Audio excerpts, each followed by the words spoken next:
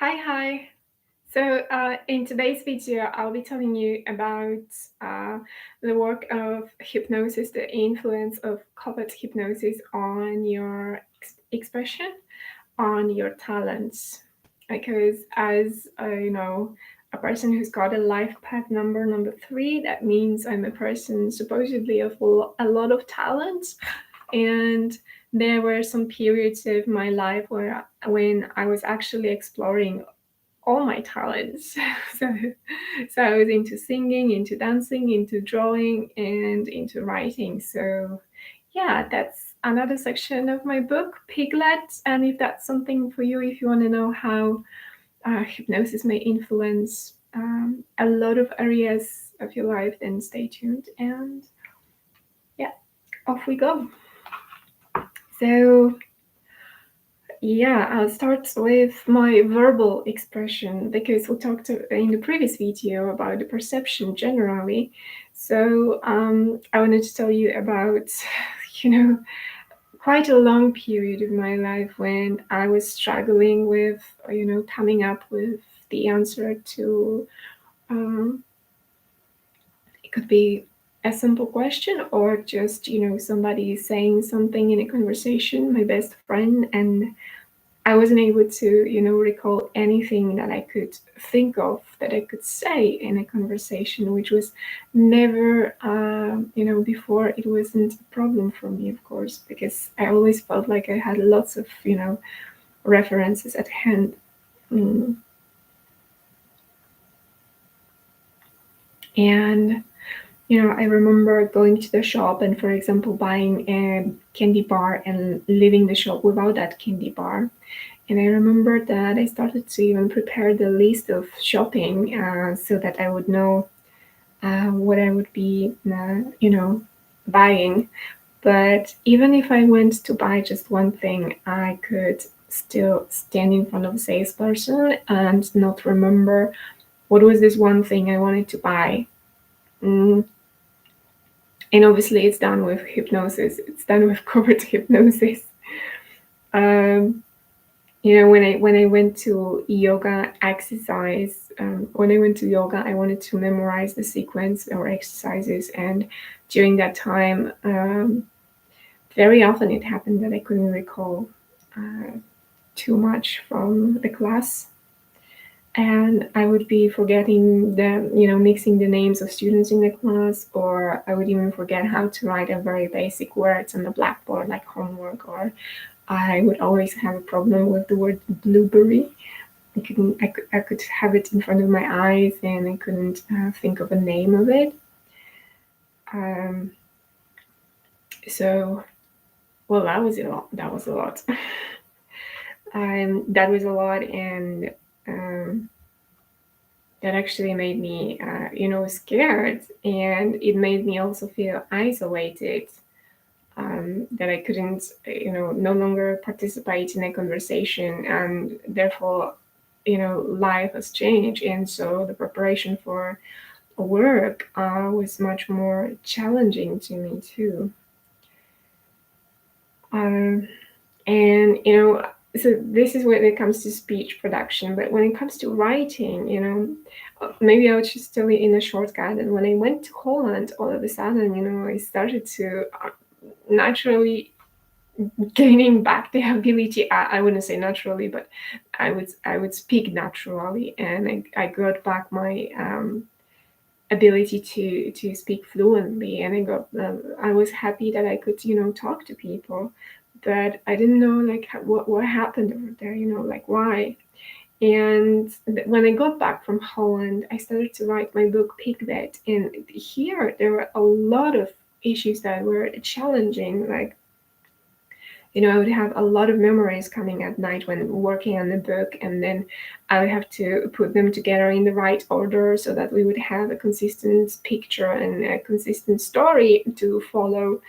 And I had struggled with putting those things in the right order when I know it for a fact that when something is a story, it's easier for me to learn it for a test. It's easier for me to write it. And I know it for a fact that when I have to analyze the language, and that can be a challenge with translation studies in my MA, but when writing something more like, coming up analysis on your own from just a story and interpreting how you see things, then that's totally easy. You're dealing with a story. So um, I'm not sure like what was the result of it, but on the other hand, I think it's the work of hypnosis. Yeah.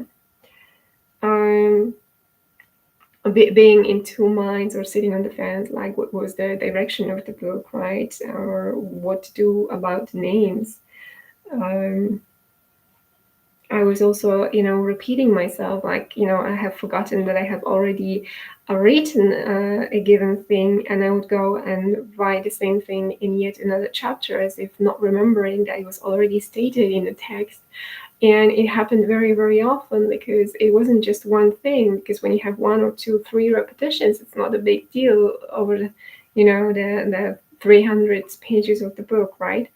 But it was much more, it happened much more frequently to me. Um, I also remember, that when I started to think that I can look at my own writing and analyze it with regard to, reading the future and reading the symbolism and seeing how spirit works, Then when I went to the lecture organized by Jewish Festival, but where I actually was sitting surrounded by a lot of Gypsy people, um, I was writing during that lecture, and then I've noticed when writing that I use a lot of not typical for me word order, and word order that I would say, oh, I have never used such a word order, or words that would, come out of the text because they were used in not natural way, right? So what else did I do in the text? Um, I mean, there were a lot of things with a regard to the text. Like, for example, when working on translation of my own book, I know that when I had to do the translation for the time, with time restriction, then I did it in 5 hours, just as it was required, So 5 pages it took me to translate for 5 hours. Back then, but when working on my book, I would be doing 5 pages, like 15 hours. So that was really something unusual, and a lot of the times it was time consuming because my time perception of the time was skewed during the work on the book too. So yeah, I told you about the speech production, writing production, and I also wanted to be a singer. Maybe not. Maybe I didn't consider it like seriously, but in primary school, I had friends who would sing with me quite willingly, so we used to sing together. And in high school, when I was performing, with each and every performance, I just fucked something up. So um, therefore, in the book, I write precisely like how it happened that I changed my trousers and what happened before the performance, and how I was performing with trousers with a hole in them, and how I sang badly and how shameful I felt after all. So I believe that was the work of covert hypnosis and its influence on my talents, you could say. And in the book, I also write about Whitney Houston, who was the woman who it feels like, and it seems to us that she had it naturally in her. And then sometime later, you could see some interviews showing Whitney, who couldn't hit her famous "In the Night," right? So I think that was the work of covert hypnosis too, because she had it. And she even started to practice going to classes after all.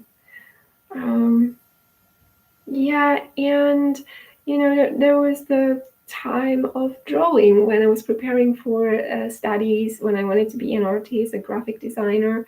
And before going to studies, you had to actually know how to draw. So I was going to drawing classes since I was 13 years old. And um, I have to tell you that a year before going to studies, I actually was drawing every day.